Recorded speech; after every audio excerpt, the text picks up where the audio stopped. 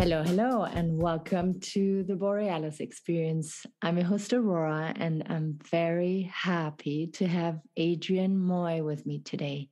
He's been on my show for several times now.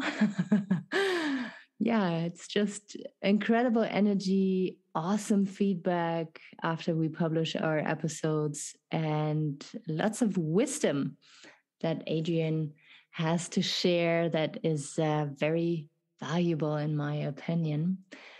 Today, we're going to talk about sex versus love and how maybe we experienced love and sexuality in our past and why we feel there is a need to talk about this right now. Welcome to the show, Adrian. I'm so happy to connect with you here with your beautiful energy. Yeah, I hope you've been well, and thank you so much for making the time to be with us today. Thank you, Aurora. It's wonderful to be here again.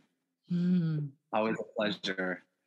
And yes, our topic today is sex versus love, but also love and sex. And the topic has been very sought after since we mentioned it in some of our other podcasts. And many of the people that have been tuning in that are in my circle are very excited to hear this. And I think that excitement comes from the standpoint of love.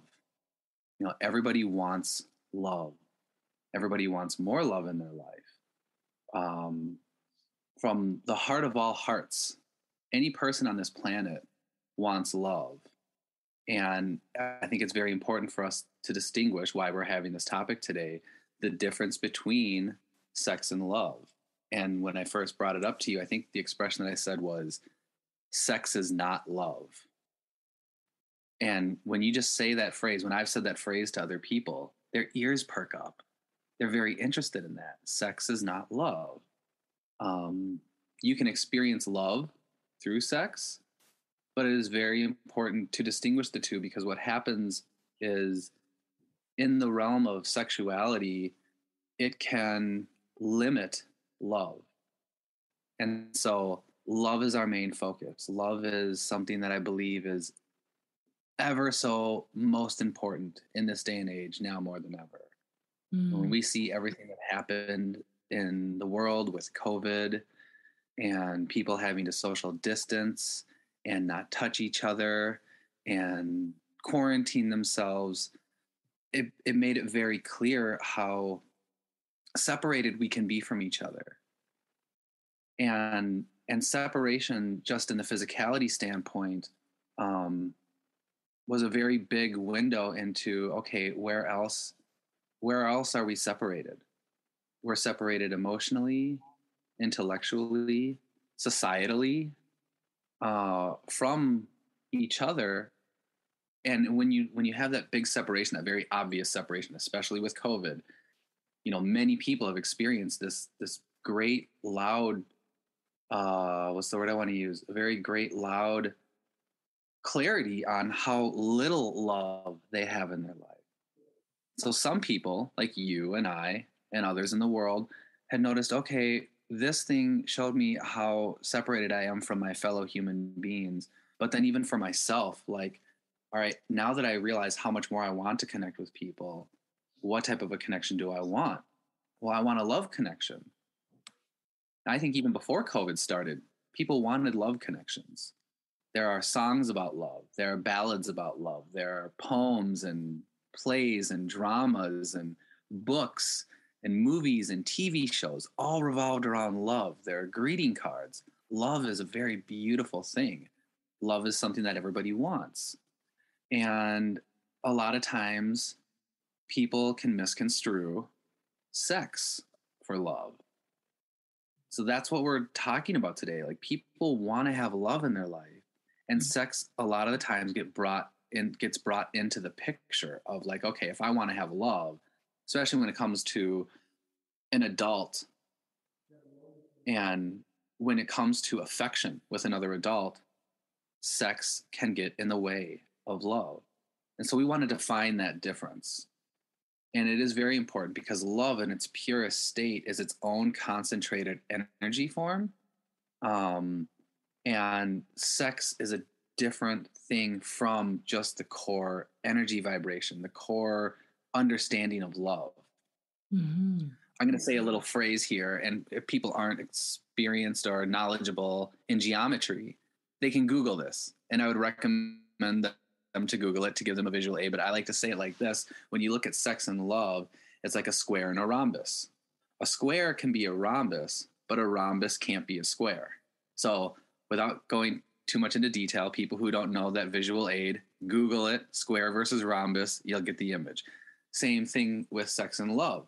Sex can lead to love. Sex can express love, but sex is not love. Love is bigger than that. So first, let's just start with what is sex. Sex is something that it's a physical expression that you share with someone. Now, let's say outside of a committed relationship, you want to express your greatest expression. You want to express out to someone how much you appreciate that person, how much you, I'm going to use the word love that person, how much you want to experience with that person. So emotionally, you will love them. You will have an intellectual connection with them. And then now you want to share intimacy and affection on a physical level. You can love your child. You can love your grandma. You can love your brothers and sisters, your mothers and your fathers. And that's all pure love. But when you want to open up yourself on a physical, sexual level, that's an entirely different aspect of love. That is a world where, for the most part, is used for procreation. Sure, plain and simple. We're going to procreate and create a new life form. But if you look into what that does, I like to take it very magically and look at it very energetically. What you're doing when you're having sex with another person is you're opening a portal. It's like a ceremony that doesn't require certain symbols or candles or things. It's a birthright. It's a ceremony that opens up a portal to bring another soul, another spirit, another consciousness onto this earth plane. And so that act of sex is a very sacred, ritualistic ceremony that literally opens up a portal to a gateway to bring another human life form onto this planet, onto this dimensional plane. When you think about the concept of that, opening up a portal and doing the ceremony is a great feeling. It's a really good feeling. It's yummy. It's full of ecstasy and eroticism and passion because you're performing something of great substantiation. You're doing a ceremony that's bringing another life form onto the planet. So there's big energy there. And it's not only just on an emotional level, it's on a very physical level. So that to me is why sex feels so good, because you're doing like the highest of high ceremonies that doesn't require tools or extra stuff. It's just your natural birthright as a living being to perform in this thing. So it feels really good. Well, people love really good feelings. People love good feelings for their body. You go and get a massage. You eat food that tastes great in your mouth, like strawberries or cake or coffee, whatever it is, and you have that sensation on your taste buds. And as your digestion and the warmth in your stomach, that feels good. So you're going to want to continue to do those things. So that's the same with sex. You have this really great, yummy experience with someone. You want to have that. You want to do that again and again and again and again and discover how you can make it greater and better. Sex initially is for procreation, but comes with all this great effect from it. So it is very sacred. It is very energetic. It is very connected. You get very connected with people. So like I said, you can love people in your life, but you're not going to have sex with your son or your grandma or your neighbor. You're going to have sex with somebody that you're going to open up fullest to on an emotional and a physical level. So in the realm of sex, what people do is they start putting the idea of love into sex. Now, sex is this conduit to have this gateway to this love.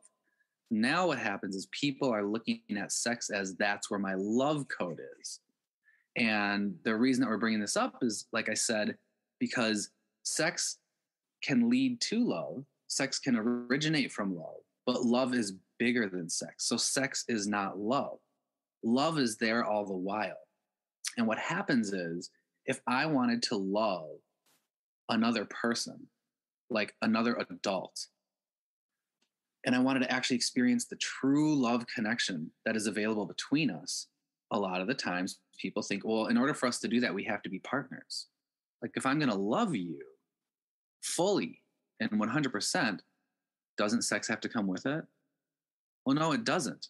So here's an example. If I see a lady and we become friends and I get very intimate with her, and intimacy to me isn't sexuality. Intimacy to me is getting very deep and very connected with someone. That can shy people away, because the thought in their mind that I see time and time again is, wait a minute, we're crossing a line of just mere friendship and an acquaintanceship. We're going into the realm of like depth and intimacy and getting to know each other and getting very open and sharing the deep crevices of our emotions and our experiences in life. Well, I can't do that with you. I have a boyfriend or a husband. And then they'll stop that love code. They'll stop that availability. It's like you open this tunnel and they like chop the tunnel off, because wait, I'm only supposed to be able to share this type of intimacy with my lover. And they stop love from coming in because they get sex in the way of love. And then the same thing, even more, is, say, another example. Let's say I meet a woman and she is not with a man and she doesn't have a partnership that keeps her from opening herself up. If she's not sexually attracted to me, she'll also say, wait a minute, I can't get this intimate and deep and connected with you because I'm waiting for my Prince Charming, and I have to reserve all of this love attention that I have for the someone that I know is coming that I'm going to hand select that meets this criteria. Then I'll open up my heart and share love with that person. Again, that's where sexuality gets in the way of love. And why people do that, why people make sex love, is because for some reason our society has taught us that that true, genuine love has to be shared with the one. And people are looking for the one. And I think that oneness comes from the idea where when you are in a partnership with someone, when you're in a committed relationship, married, you have a lover in your life, that can get possessive, that can get controlling. And so your love partner will have this maybe unspoken, an unspoken expectation of, you're going to get your love from me. This love, this pure love that we have, it's going to come from me. And that's also going to come in our conversation, in our company, in our sex, in the time that we spend together. And that is singular just to us. If either one of them in their relationship starts getting some love from somewhere else in their life, then their partner can become jealous. And they'll say, wait a minute, no, you can't go get love from neighbor Bob. You're supposed to get it from me, Jeremy, because I'm your love partner. It has to come from me. And then Susie's like, wait a minute, I love you, Jeremy, but I can still get love from neighbor Bob. That doesn't mean I'm going to have a marital affair or go cheat on you sexually, but that's the way Jeremy may experience that situation. He wants to be her source for love. And his idea of source for love is, he thinks that she's going to go cheat on neighbor Bob because she's getting love, or she's going to cheat with neighbor Bob because now she's getting love. And then again, sex spills into the concept of love, but they're not the same thing. So partnerships are a big reason and history of where love gets cut off from us. Why we think that if you are experiencing love and intimacy on a very deep connective level with another person, that it leads into the realm of sex. And so now affection and intimacy have been kind of cast out from our society as a humanity, as a culture, because that's where the whole sex thing gets drawn in. where, in a perfect example, a story that you told me, a little child was at some public area and he hurt himself, and this lady ran up just to coddle him, just to be affectionate to this poor little child who just got hurt. And without even thinking, she just kind of hugged him and his head rested on her chest. Now the mom comes screaming across the park, "Get your breasts off of my son's face." The mom turned it into some sexual encounter, as if the woman who was coddling the child had some sexual intention with this little child. And that's just one little example of how sex gets in the way of love. Love is so available for us all the time in so many connected ways through conversation and relationship. Yet we all steer away from love because love gets people very intimate. It gets people very connected. And the very first thing that people do is they think sex is involved with it. Yeah. But it's not. I think we are so, like, our society is so love starved that Yes. whenever something comes up that reminds us of love, we feel triggered now. And we're like, oh my God, it's right there. Someone else is getting it, but not me. Or I'm getting it, but I want to feel in control of it. Or it makes me feel awkward because now all of a sudden I'm vulnerable again.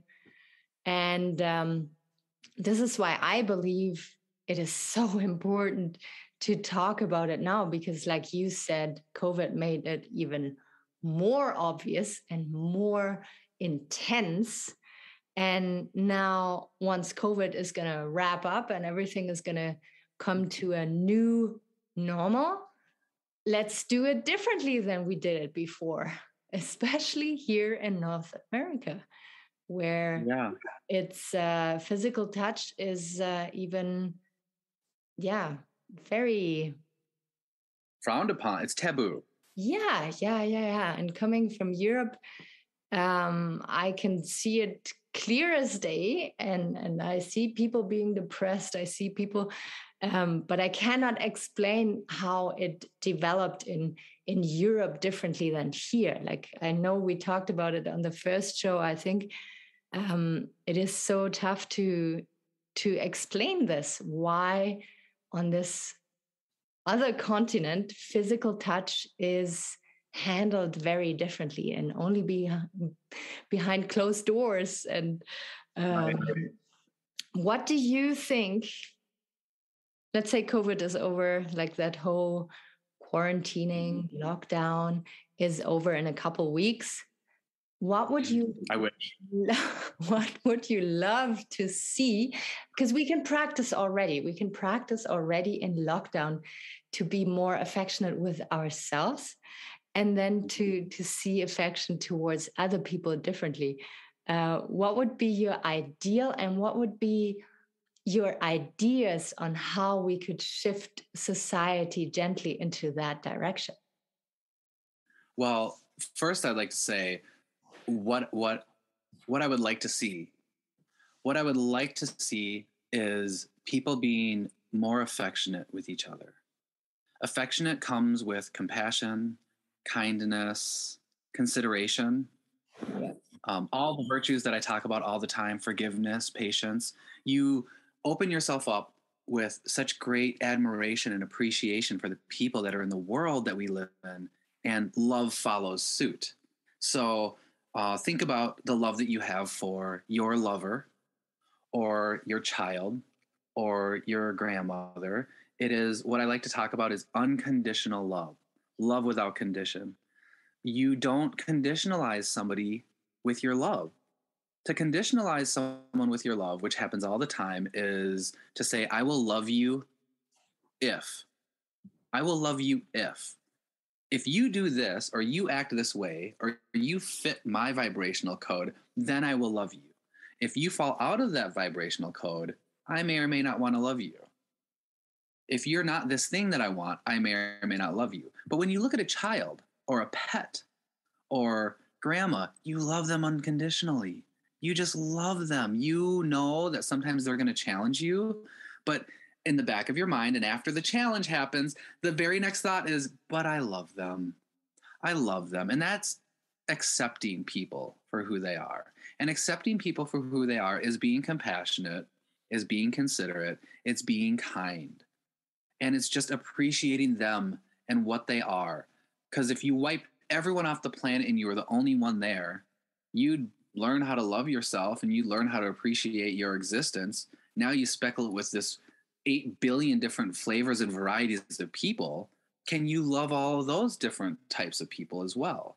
You don't have to love them with a hang up and say, well, that person, I would love them, but since they're like that, I can't love them. It's like, well, sure, you still can love them no matter how they are. That doesn't mean you need to hang out with each other and have conversations that turn into arguments. So seeing people to be more intimate and affectionate and kind to each other, to me, would be a great start to our society opening up love from each other. And along with that too, like you said, what has happened throughout all of our history is that love is now triggered with fear and harassment and predatorial sexualization and soliciting lust, soliciting sexuality the way it's done with men and women, like throwing yourself up on stage and doing some bird dance to get people sexually involved with you because you want attention, because you want to be told you're pretty, because you want to be seen, because you want love, because you want to feel heard and seen and listened to, and you want people to send back to you that, yes, you are beautiful. Yes, you are heard. Yes, you matter. Yes, I love you in this world. I love that you exist. And that it goes back to feeling loved. And so how to do that? Let's just start with relationships.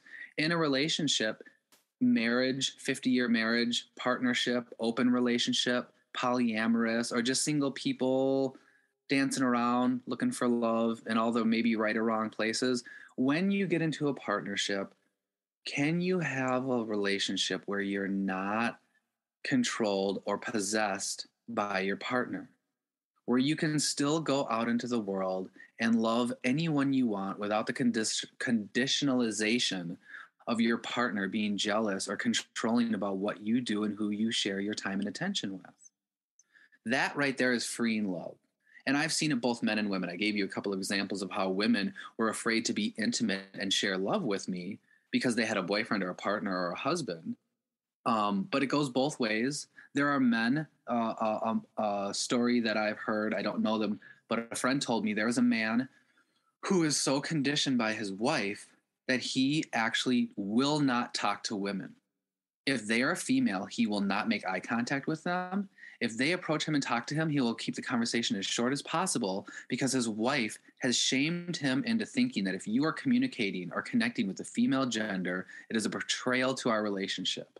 So this man, and he's been married for 30-something plus years, has now cut off communication with 50% of the population due to the insecurity of his wife. That's pretty severe, and that's not uncommon. It can be that drastic. It can also be subtle.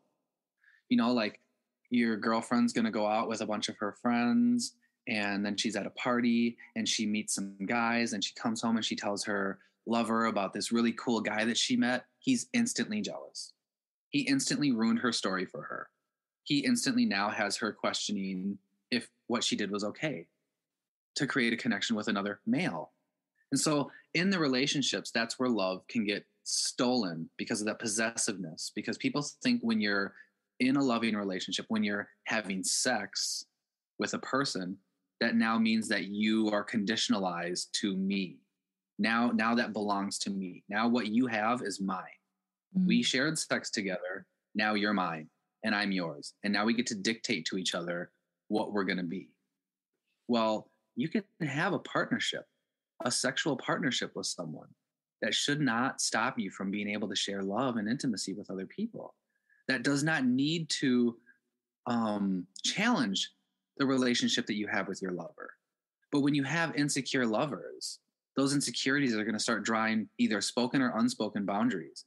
So the lovers really have to get in tune with their own security. They have to be really solidly grounded and know my lover can go and dance and sing and play and talk with whomever she wants.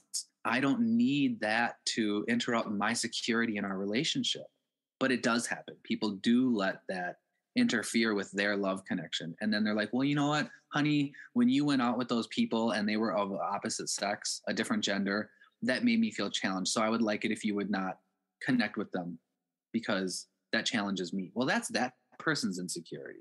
And then if they do that to their partner and then their partner agrees to that, they're now cutting love out of their relationship, out of their access to have love and intimacy and connection with other human beings just because they're having sex with this one person.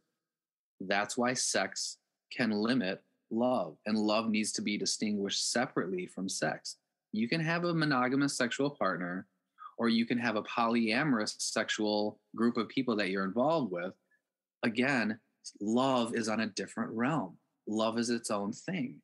And love needs to be considered and looked at and talked this about in your lifestyle as that. Get really clear with yourself what love means to you, and then go out and find it and get it. But cultivate it within yourself so you're very clear on what you're doing. So if you're going to go out and open up love from yourself to other people,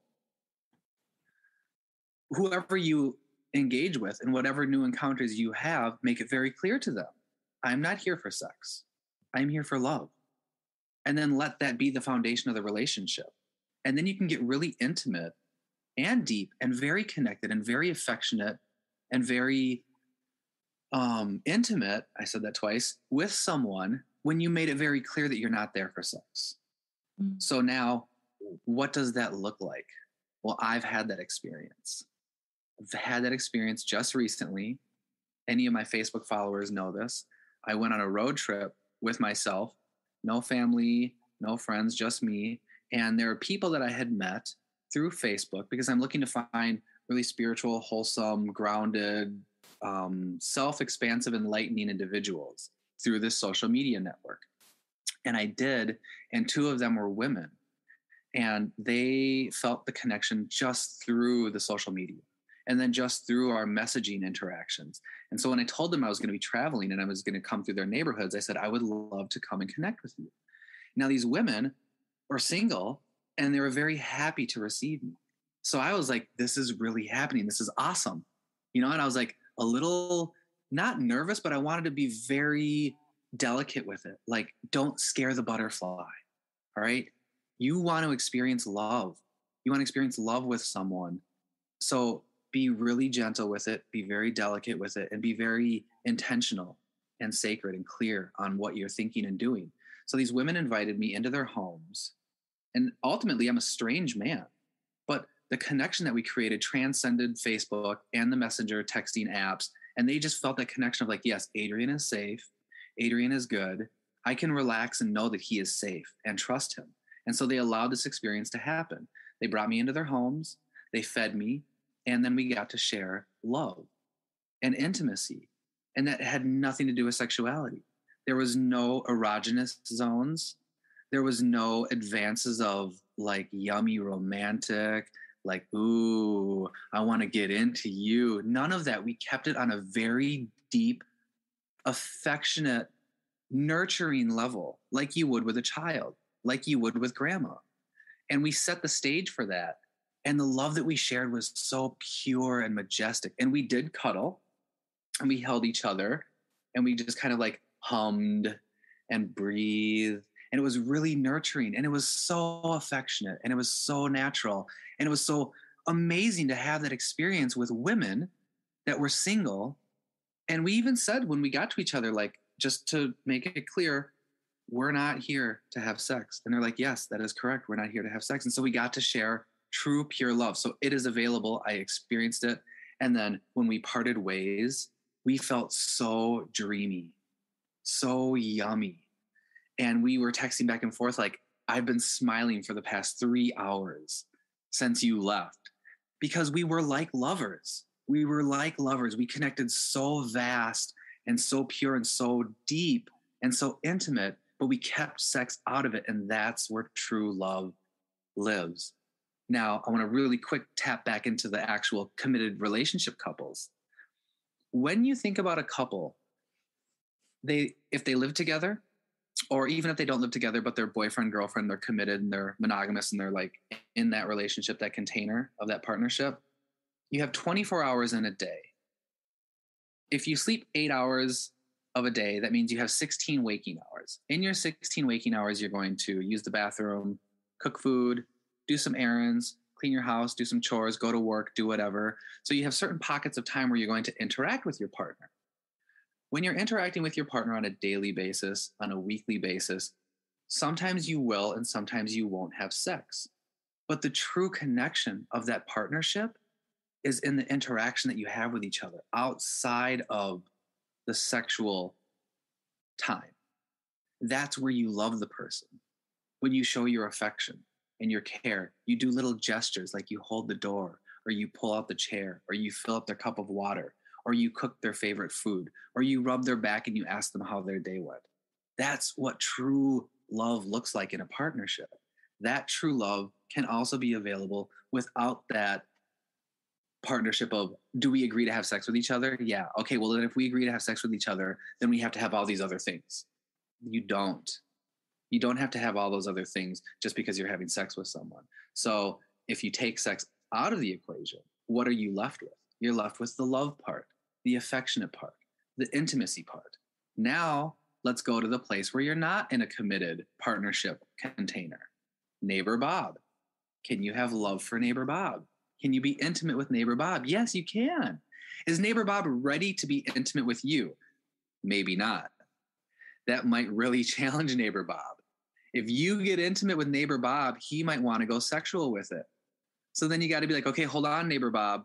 I'm not looking for sex. I'm looking for love. I want to be love with someone.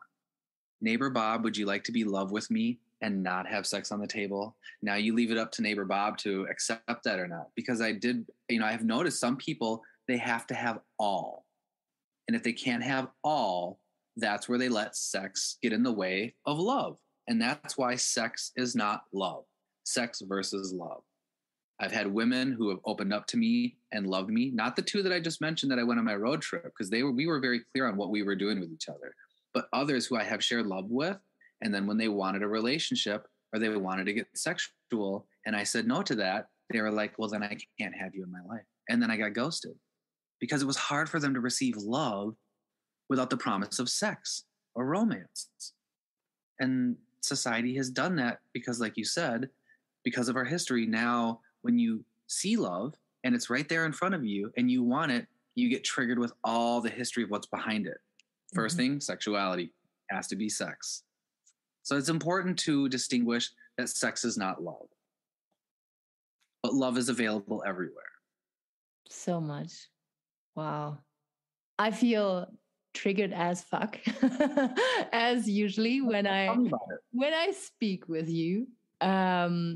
Because on the one side, I imagine if I was to be the loving, like I am the loving person that you are and that you just portrayed here, but especially here now where I live in rural Alberta, I know I have to dim my light because it triggers people, it gives people a wrong impression, and they think sex right away. Yep.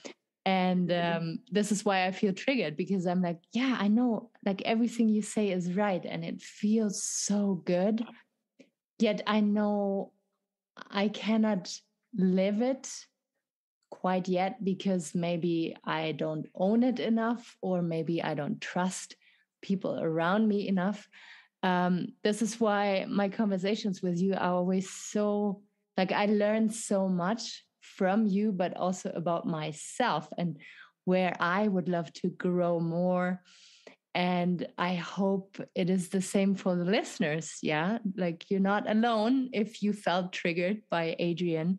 But he is really bringing out living what we can all, like, we all have the potential, and we just have to allow it and feel safe with it again, and see, like, first of all, be aware that love and sexuality is very fear driven, very controlled right now.